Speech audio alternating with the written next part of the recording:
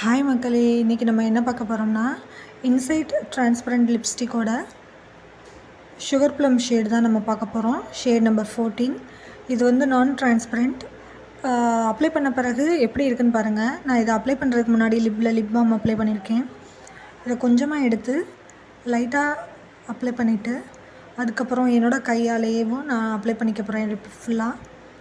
இது வந்து உண்மையிலேயே சூப்பராக இருக்கும். நம்ம முகத்துக்கு பிரைட்டன்ஸ் கொடுக்கும்.